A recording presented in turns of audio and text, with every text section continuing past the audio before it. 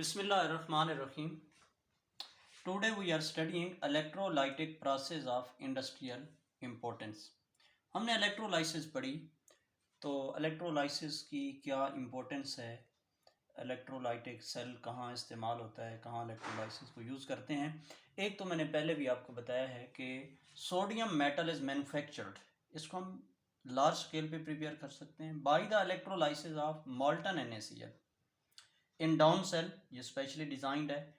Anode is of graphite and cathode is of copper और iron. Copper का cathode और anode graphite का इस्तेमाल करते हैं डाउन सेल्स के अंदर। हम इसको मैन्युफैक्चर करने के लिए इस्तेमाल कर सकते हैं। होता क्या है कि जब NaCl को आप हीट करते हैं तो ये अपने मेल्टिंग पॉइंट पे पिघल जाता है। Na प्लस और Cl negative ion liquid state में बन जाते हैं। तो reaction at cathode Na positive ion cathode पे मूव करते हैं। जब करंट अप्लाई करते हैं तो ये इलेक्ट्रॉन गेन करके सोडियम मेटल बना देते हैं। सोडियम मेटल को कैथोड से बाहर निकाल लेते हैं, एक्सट्रैक्ट कर लेते हैं पिघले हुए को। रिएक्शन एट एनोड, तो Cl नेगेटिव आयन एनोड पे जाके इलेक्ट्रॉन लूज करके ऑक्सीडाइज हो जाते हैं और Cl2 गैस बन जाती है। दूसरी इंपॉर्टेंस ये है कि caustic soda NaOH is prepared from aqueous solution of from electrolysis of aqueous solution of NaCl। NaCl की जो एक्वस सोल्यूशन है उसकी इलेक्ट्रोलाइसिस करके इन नेल्सन सेल और कास्ट कैर्नल Hg सेल, इसमें एनोड जो है वो ग्रेफाइट का इस्तेमाल करते हैं और कैथोड स्टील का या आयरन का इस्तेमाल करते हैं। इसमें Na को जब आप पानी में हल करते हैं NaCl को, Na पॉजिटिव आयन और Cl नेगेटिव आयन अलग हो जाएंगे, एक्वा सोल्यूशन बन जाएगा। वाटर भी वीक इलेक्ट्रोलाइट है, H पॉजिटिव आयन और OH नेगेटिव आयन अलग हो जाते हैं। तो reaction at cathode, H positive ion cathode पे दोनों आयन जाएंगे, Na पॉजिटिव और H पॉजिटिव, लेकिन H पॉजिटिव में इलेक्ट्रॉन गेन करने की टेंडेंसी ज़्यादा है। तो H positive ion gain electron form the H2 gas and are reduced. Reaction at the anode, Cl negative ions, दोनों आयन जाएंगे OHP और Cl, लेकिन Cl में कम इलेक्ट्रोनेगेटिविटी की वजह से इलेक्ट्रॉन लूज करने की टेंडेंसी ज्यादा है, सलाहियत ज्यादा है। तो Cl negative ion electron lose करके Cl2 बना देंगे +2 इलेक्ट्रॉन्स, तो ये ऑक्सीडेशन हो जाएगी। अब सोल्यूशन के अंदर रह जाएंगे Na पॉजिटिव आयन और OH नेगेटिव आयन, तो ये मिलकर बना देंगे NaOH, it is the caustic soda.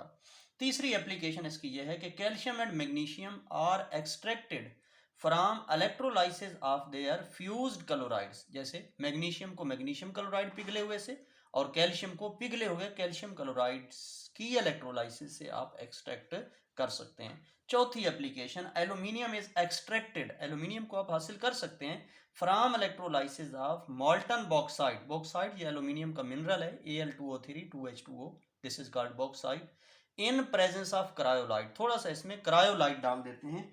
Cryolite होता है, ये इसलिए डालते हैं ताकि इसका मेल्टिंग पॉइंट कम हो जाए। क्रायोलाइट है NaAl Na3 AlF6, इसको बोलते हैं क्रायोलाइट। ये मिनरल है एल्यूमिनियम का, तो ताकि मेल्टिंग पॉइंट इसका कम हो जाए। जिस बनाते हैं सेल के अंदर वो कहलाता है हॉल सेल या हॉल ब्राउट प्रोसेस इसको बोलते हैं। तो copper is purified by using impure copper anode. Impure copper को एनोड के तौर पे इस्तेमाल करके आप कॉपर को प्यूरिफाई कर सकते हैं। Pure copper cathode and copper sulphate aqueous solution as electrolyte. तो इम्प्योर कॉपर एनोड पे जाके ऑक्सीडाइज हो जाएगा, तो ये ऑक्सीडाइज, और यही आयन जो कैथोड पे जाके डिपॉजिट हो जाएंगे as a pure copper reduce होकर। छठी application, electroplating of nickel, chromium, tin, gold, aluminium at silver etcetera is done by the electrolysis. एक मेटल की थिन लेयर को आप दूसरी मेटल की थिन सरफेस के ऊपर डिपॉजिट कर सकते हैं by the electrolysis. This is called electroplating. Electroplating is the process in which thin layer of one metal is deposited on the surface of another metal by electrolysis process, electrolytic process या electrolysis. This is called electroplating. तो electroplating of nickel, copper, chromium, aluminium, gold, silver is done by the electrolysis. 7 application, anodized aluminium.